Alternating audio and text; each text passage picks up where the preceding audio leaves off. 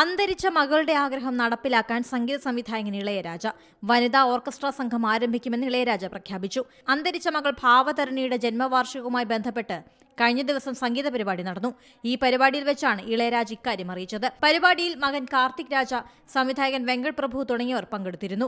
വനിതകൾ മാത്രമുള്ള ഓർക്കസ്ട്ര ആരംഭിക്കണമെന്നായിരുന്നു മകൾ ഭാവതരണിയുടെ ആഗ്രഹമെന്ന് ഇളയരാജ പറയുന്നു. 2 ദിവസം മുൻപ് മലേഷ്യയിൽ വെച്ച് പെൺകുട്ടികളുടെ ട്രൂപ്പുകൾ സംഗീത പരിപാടികൾ അവതരിപ്പിക്കുന്നത് കണ്ടു.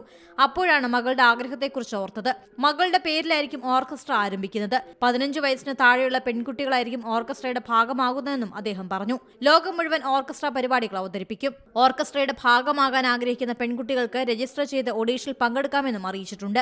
കഴിഞ്ഞ ജനുവരിയിലാണ് ഗായികയും സംഗീത സംവിധായികയുമായ ഭാവതരണി ഇളയരാജ അന്തരിച്ചത്. ക്യാൻസർ ബാധിതയായ ചികിത്സയിലായിരുന്നു. 2000-ൽ ഭാരതി എന്ന ചിത്രത്തിലൂടെയാണ് ഗായികയെ അരങ്ങേറ്റം കുറിച്ചത്.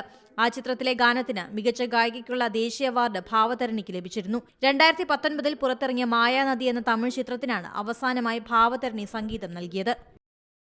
ഏറ്റവും പുതിയ വാർത്തകളും വിശേഷങ്ങളും വിരൽ തുമ്പിലറിയാൻ സീ മലയാളം ന്യൂസ് എല്ലാ ഡിജിറ്റൽ പ്ലാറ്റ്ഫോമുകളിലും ലഭ്യം.